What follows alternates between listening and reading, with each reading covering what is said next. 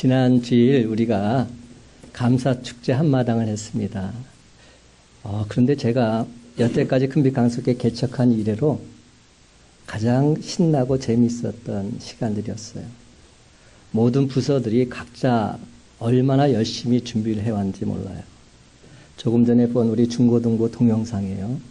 그 범서가 총 연출을 하고, 그 다음에 출연은 우리 이영진 전도사, 그 다음에 주영이, 재환이 이런 친구들이 출연해서 멋진 작품을 만들었어요. 근데 제가 이 동영상을 보여드린 이유가 있어요.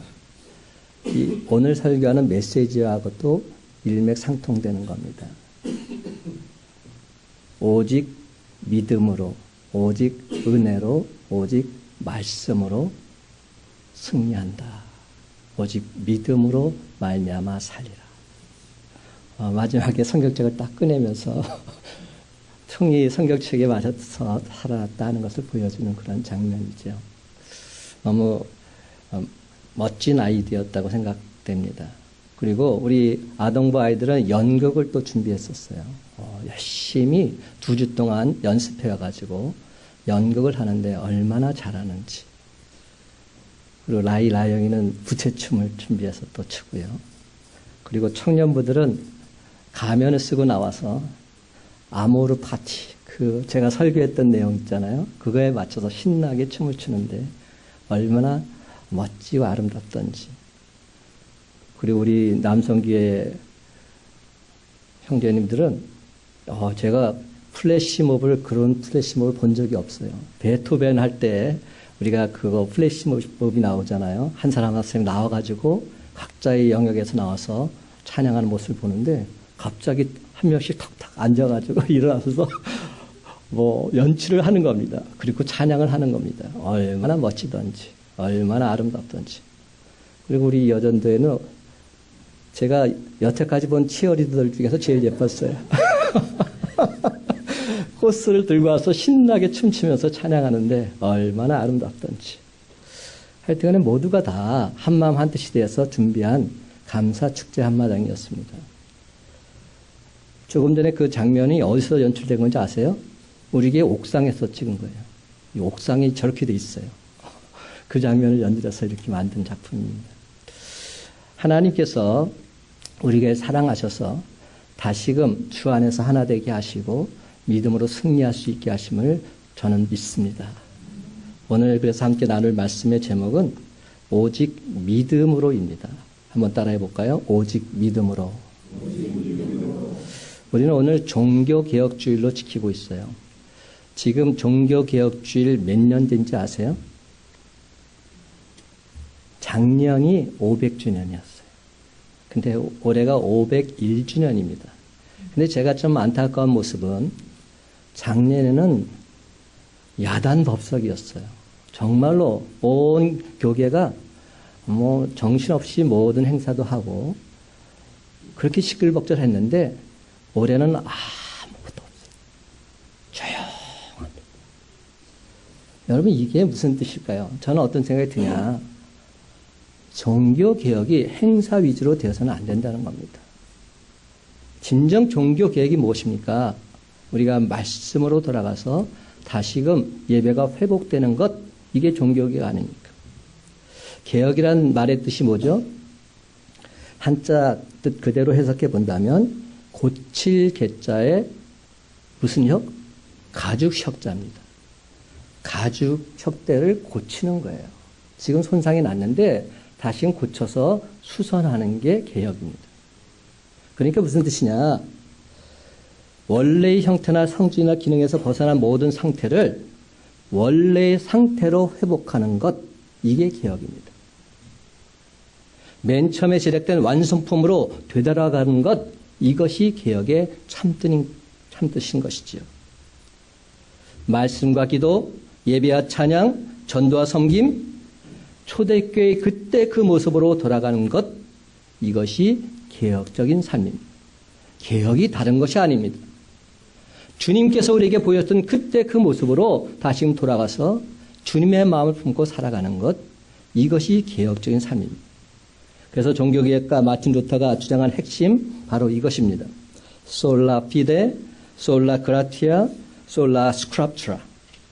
오직 믿음으로, 오직 은혜로, 오직 성경으로입니다. 특별히 그 중에서도 오직 믿음으로 바로 이것이 종교개혁의 핵심이죠. 근데 오직 믿음으로 말미암아 구원받는다는 것, 이것을 신약적인 용어로 뭐라고 말합니까? 우리가 잘 아는 사자성어 이신칭이라고 말합니다. 이신칭이가 무슨 뜻입니까? 오직 믿음으로써 의롭다함을 받는다.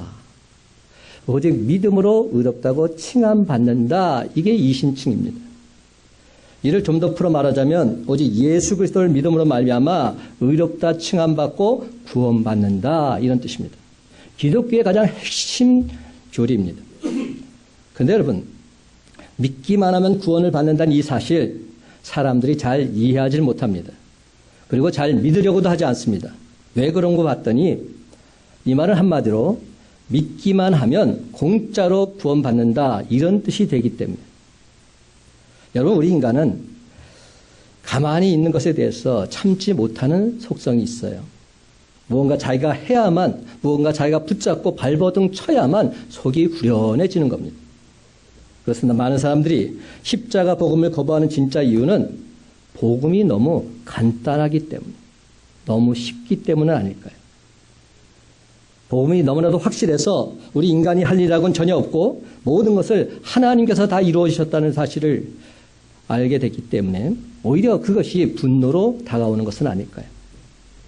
그러나 여러분, 예수 그리스도 십자가 복음을 붙들고 나가는 자들에게만 구원의 길이 열리게 됨을 믿으시기 바랍니다. 오직 의인은 믿음으로 말미암아 살리라. 하지만 유대인들은 믿음으로 구원받는다고 하니까 크게 반발합니다. 그러면서 그들의 조상 아브라함을 예로 듭니다. 이렇게 말해요. 하나님께서 아브라함에게 떠나라고 하시니까 그는 떠났고, 이삭을 바치라고 하시니까 자기 아들을 칼로 칠 정도로 하나님 말씀에 순종하는 행위를 보여주지 않았느냐? 이런 순종하는 행위가 의롭다함을 받은 것 아니냐? 이렇게 반문합니다. 성경에도 이런 순종의 행위를 보시고 내가 나를 믿는 줄을 이제 알겠노라 말씀하시지 않았느냐? 항변합니다. 이에 대해서 사도 바울은 오해하지 말라. 딱 잘라서 말합니다. 아브라함이 가나안 땅에 들어온 지 15년이 지났습니다. 그의 나이 거의 90이 다 되었습니다. 더욱이 아내는 나이가 80세로 아이를 도저히 가질 수 없는 그런 나이입니다. 하나님께서 이런 아브라함을 어느 날 밤에 부르셔서 하늘을 우러러 무뼈를 셀 수 있나 보라. 내 자손이 이와 같으리라 약속해 주셨던 것이지요. 사랑하는 성도 여러분, 이 하나님의 약속 전혀 이루어질 가능성이 없는 약속입니다. 그런데도 불구하고 아브라함이 그 하나님 약속의 말씀을 믿었을 때 창세기 15장 6절 말씀을 보니까 아브라함이 여호와를 믿으니 이를 그의 의로 여기셨다 말씀합니다.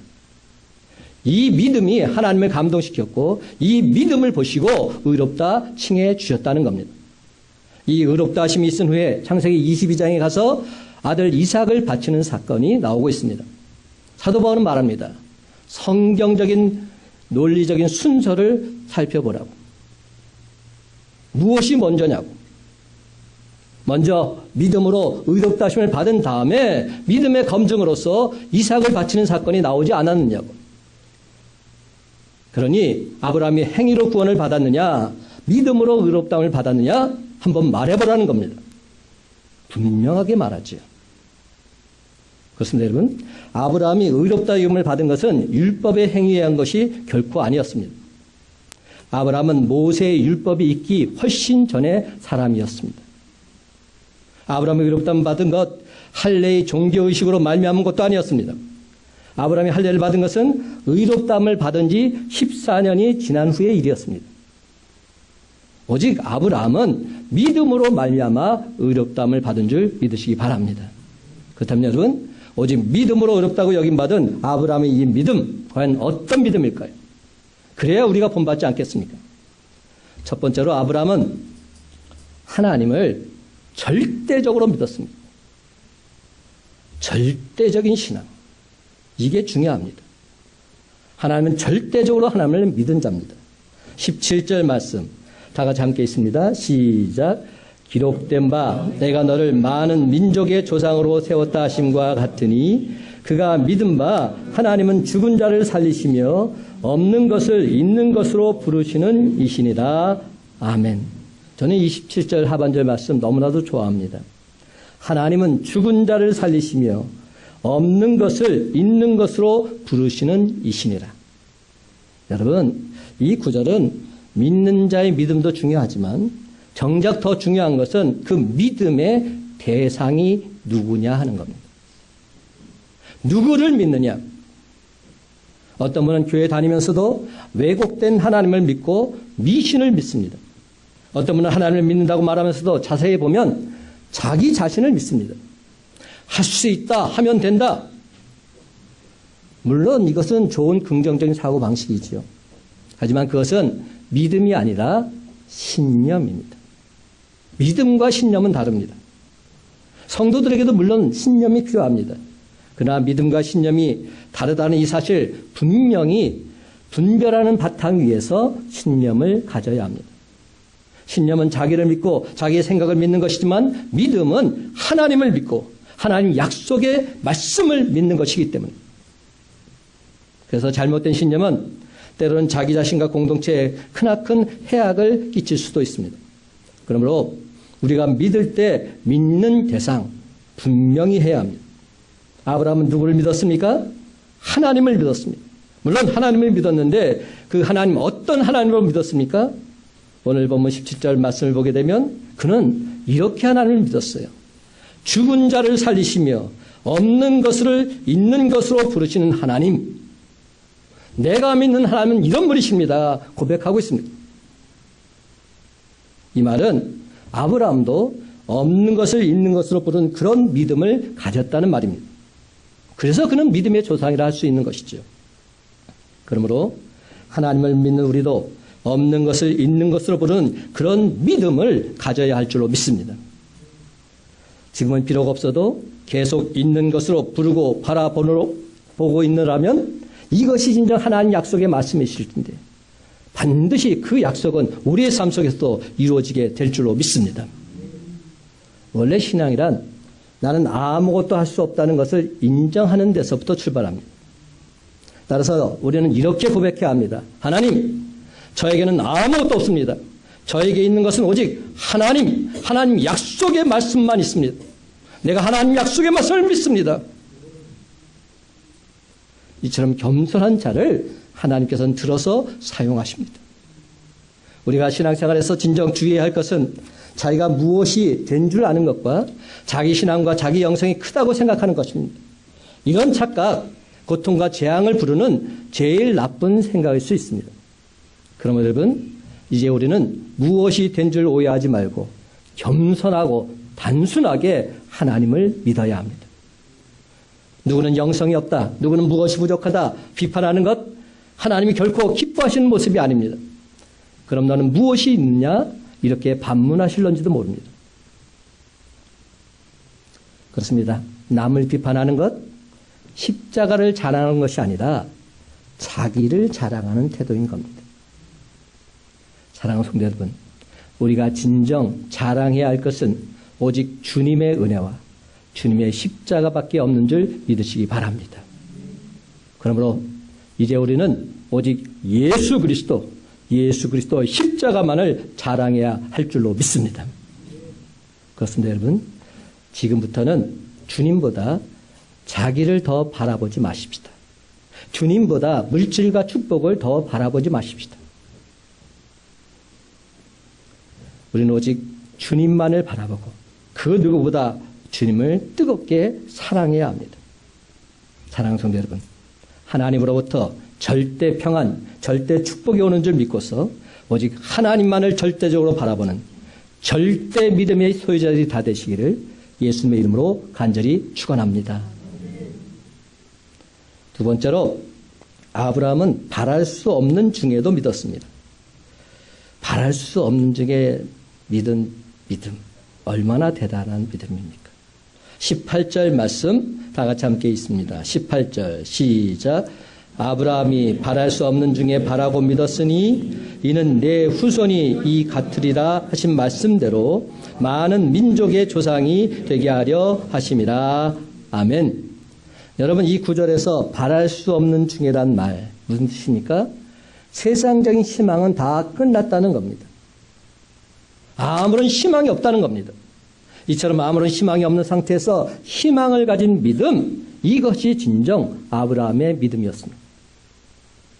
하나님께서 그의 후손을 하늘의 별같이 바다의 모래같이 해주시겠다고 말씀하셨지만 그의 아내의 태는 이미 다 닫혀진 상태였습니다. 수십 년 동안 닫혀 있었고 사라의 나이가 90세나 되었는데 어떻게 구름대 같은 후손을 얻을 수 있단 말입니까? 이처럼 세상적으로는 아무런 희망이 없는 상태였지만 그럼에도 불구하고 그는 희망을 가졌습니다. 왜 가졌습니까? 하나님을 믿으니까. 하나님 약속의 말씀을 믿으니까. 하나님께서 말씀하신 것은 반드시 이루어질 것을 믿으니까. 그러면 우리도 아브라함처럼 제 아무리 절망적인 상황 속에 있다 할지라도 희망을 잃지 말아야 합니다. 그 절망적인 상황조차도 하나님께 감사하고 찬양해야 합니다. 그래야만 진정 희망이 생기고 기회가 생기고 최종적으로 승리의 역사가 우리 모두에게도 동일하게 주어지게 될 줄로 믿습니다. 고린도전서 2장 9절은 말합니다. 기록된 바 하나님이 자기를 사랑하는 자들을 위하여 예비하신 모든 것은 눈으로 보지 못하고 귀로 듣지 못하고 사람의 마음으로 생각하지도 못하였다 함과 같으니라. 여러분, 하나님께서 우리를 위해서 예비하신 것은 우리의 상식과 생각을 초월해서 너무나도 크고도 은밀한 것입니다. 그러므로 우리는 어떤 절망적인 사건을 만난다 할지라도 하나님이 감춰주신 신비한 은혜를 생각하고서 결단코 희망을 잃지 말아야 합니다. 그래서 종교개혁자 마틴 루터는 이렇게 말합니다. 하나님이 하나님 되시게 하라. 하나님이 하나님 되시게 하라. 우리가 저지르는 범죄 중에서 가장 큰 범죄는 무엇인가 하면 세상 만물을 창조하시고 세상 만물을 주관하신 그 하나님을 자꾸만 축소시키려고 하는 데 있습니다. 하나님을 교회 안에 가둬놓고서 작은 일만을 할 수 있는 제한적인 하나님을 묶어두면서 하나님의 전지전능하심 인정하려 들지 않습니다. 그러다 보니까 우리는 가끔 이런 착각을 합니다. 하나님께도 분명 어려운 일이 있으실 거야. 하나님께서도 분명 힘든 일이 있을 거야. 여러분, 정말 하나님께 힘들고 어려운 일이 있을까요? 없습니다. 결코 있을 수 없습니다. 한번 물어볼게요. 하나님께서 감기를 낫게 하는 것이 쉬우실까요? 암을 낫게 하는 것이 쉬우실까요?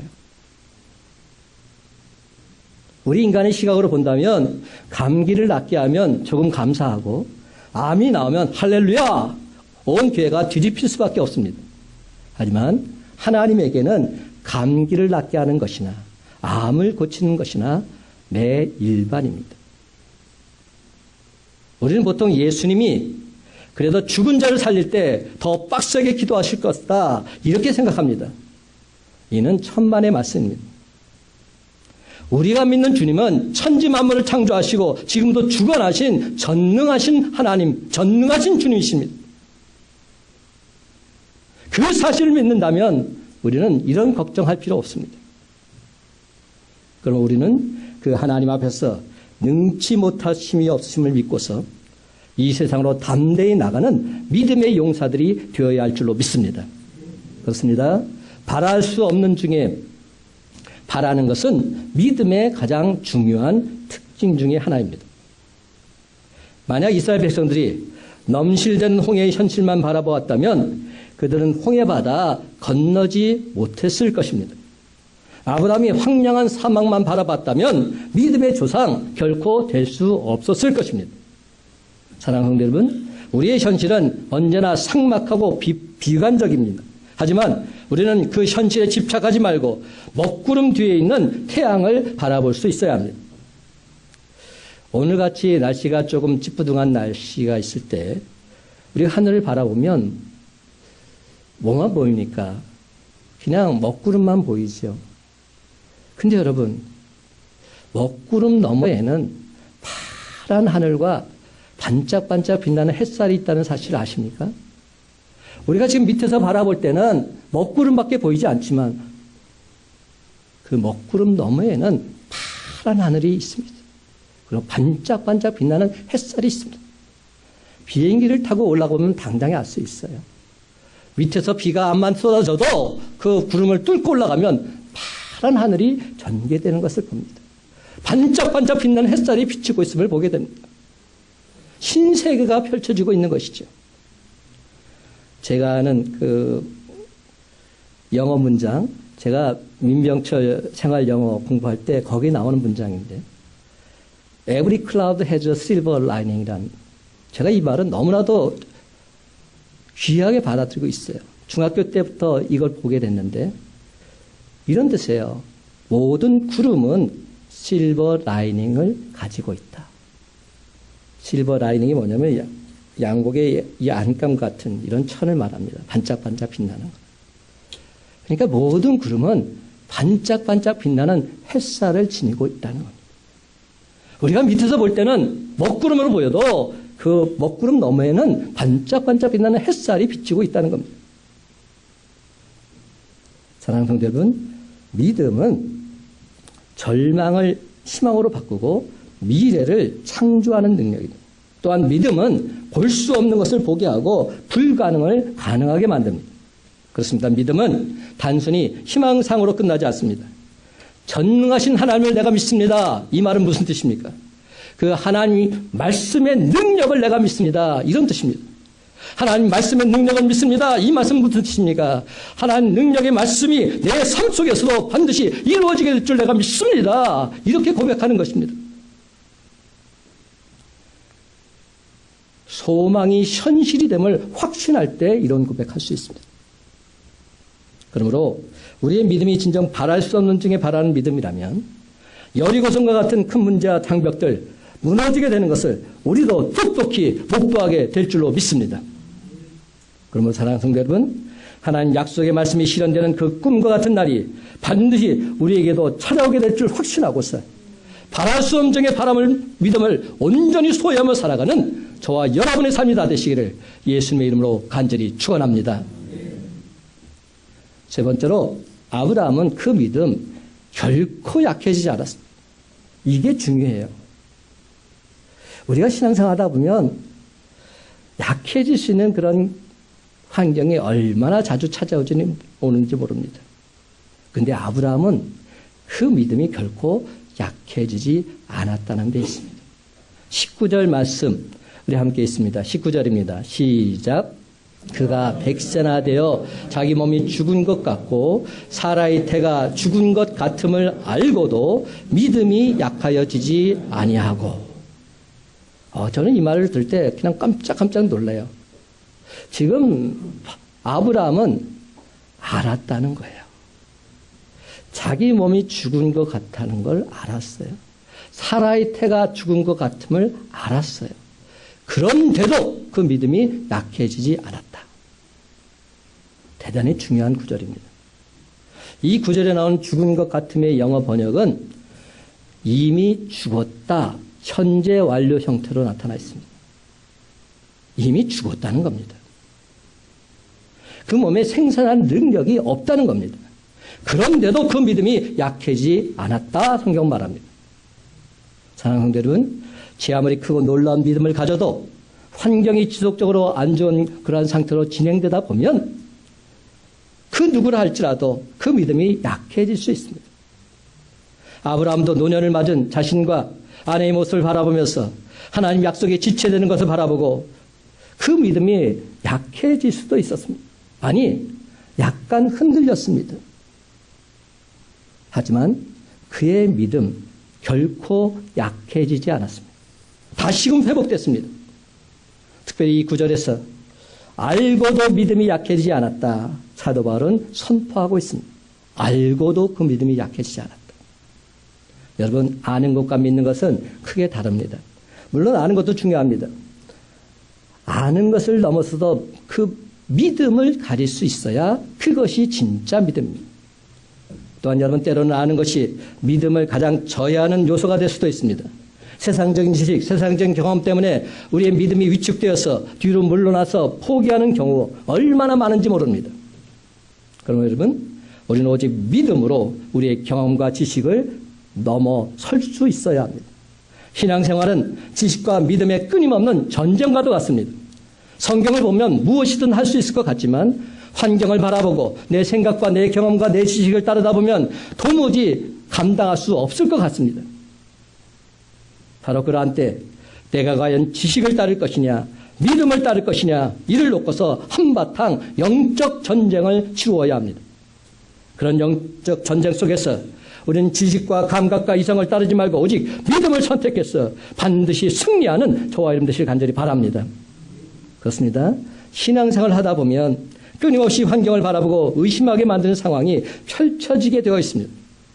하나님이 약속하신 것을 과연 이루어 주실까? 내 기도가 정말 응답될 수 있을까? 내가 가진 비전이 온전히 이루어질 수 있을까? 바로 그 순간 우리의 믿음이 약해져서는 안 됩니다. 저와 여러분도 한때 크나큰 믿음을 가질 수는 있습니다.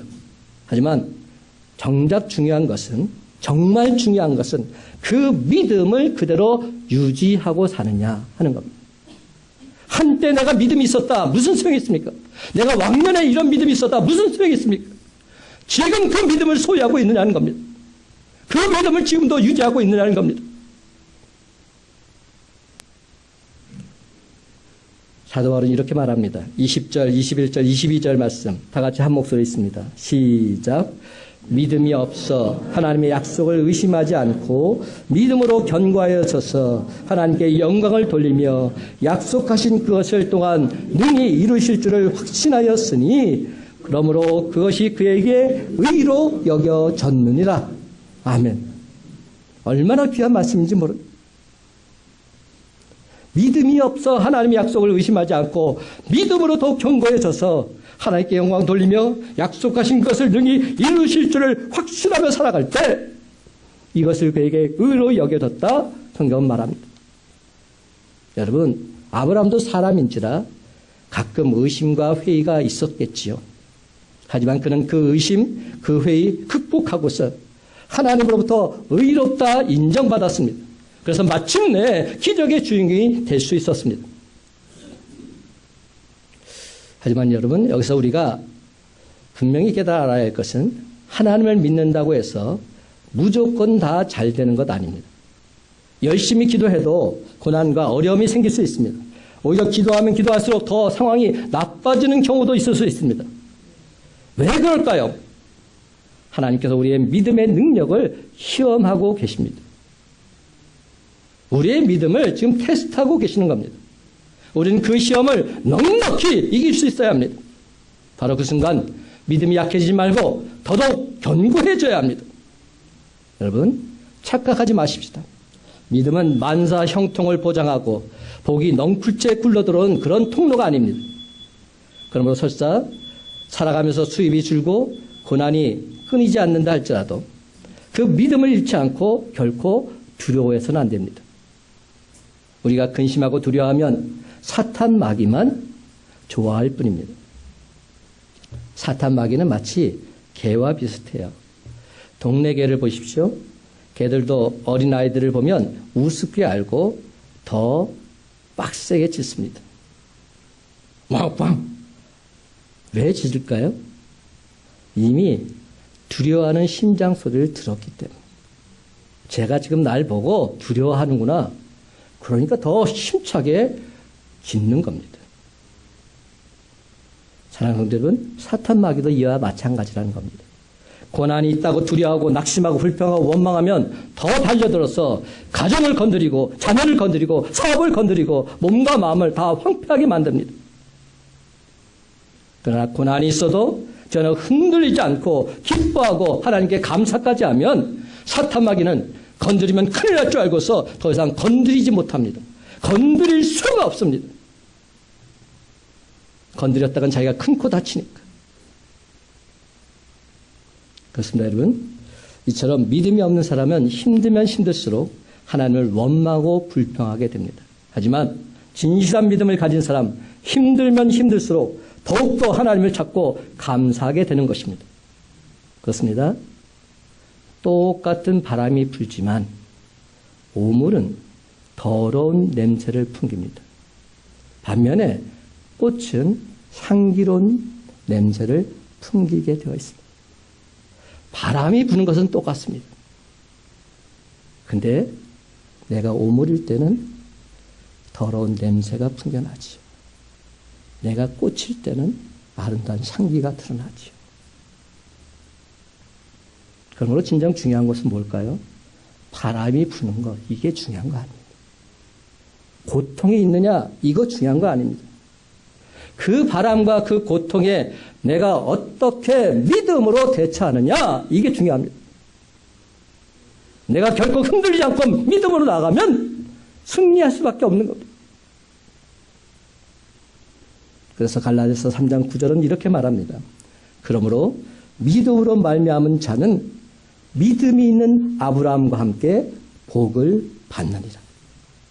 여러분, 우리가 아는 이 복의 개념을 분명히 다시금 기억하십시오. 믿음으로 말미암은 자는 믿음이 있는 아브라함과 함께 하나님의 은혜와 축복을 받게 된다는 것입니다. 받을 수밖에 없다는 것. 그렇습니다, 여러분. 아브라함은 바랄 수 없는 중에 바라고 믿었습니다.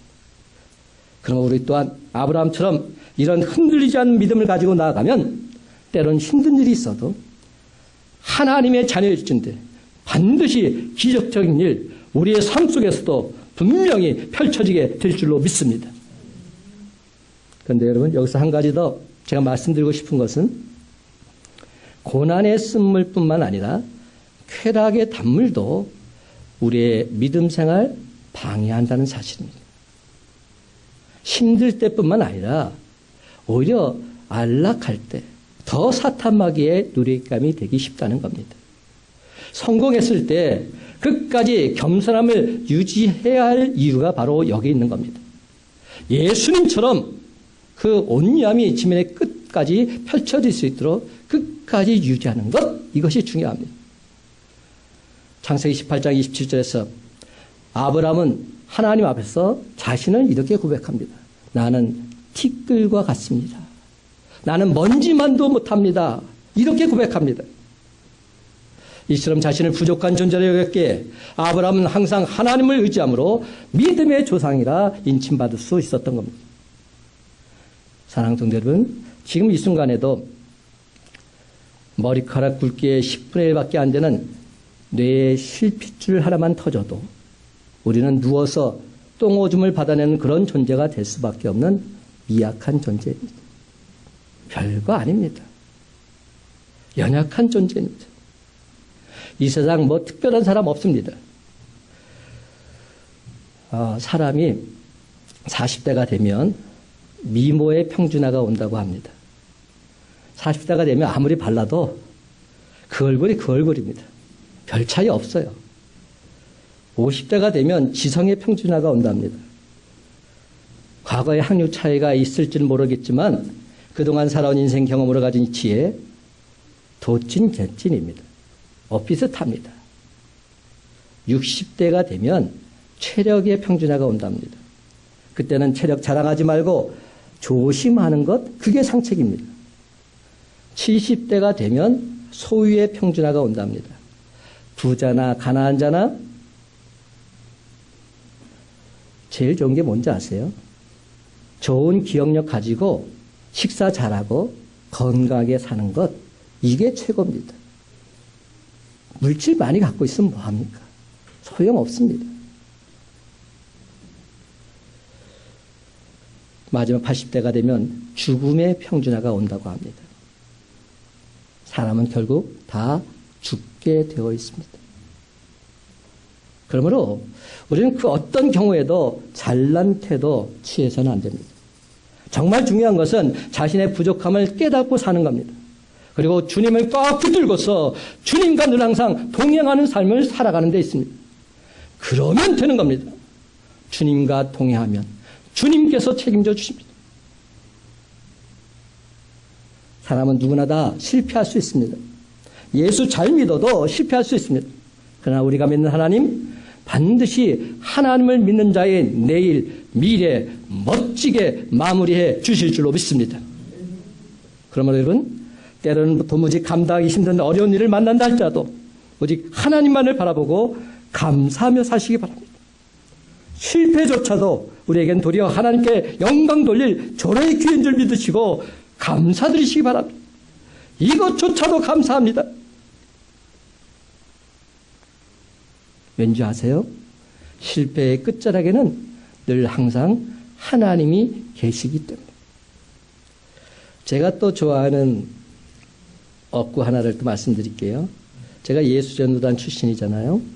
YM 캐치프레이즈가 바로 이겁니다. I will do the possible, then God will do the impossible. 제가 여러 차례 말씀드렸을 거예요. 내가 할 수 있는 최선의 일을 다하면, 그러면 하나님께서는 내가 할 수 없는 길을 대신 행해 주신다. 내가 주를 위해서 최선을 다해서 살게 되면 내가 감당하지 못하는 그 부분이 도달합니다. 그때부터는 주님께서 대신 행해 주신다는 겁니다. 능치 못하면 주님께서 대신 역사해 주신다는 겁니다. 이게 믿음이죠. 사랑하는 성도 여러분, 오늘 시간 하나님께서 어떤 자를 기뻐하신다고 하십니까? 오직 믿음으로 그 신앙이 더욱 견고해져서 모든 영광 하나님께 돌리면서 하나님 약속의 말씀을 확신하며 살아가는 자, 그러한 자를 진정 기뻐하신다 말씀합니다. 이제 말씀을 맺습니다. 사랑하는 성도 여러분, 종교개혁 주일에 기독교의 본질을 다시금 온전히 회복함으로 믿음의 조상 아브라함처럼 그 어떤 상황 속에서도 전혀 흔들리지 않는 굳건한 믿음을 소유하게 되시기 바랍니다. 그렇습니다, 여러분. 오직 믿음으로 하나님 아버지의 마음을 진정 기쁘시게 해드리는 저와 여러분의 복된 삶이 다 되시기를 예수님의 이름으로 간절히 축원합니다.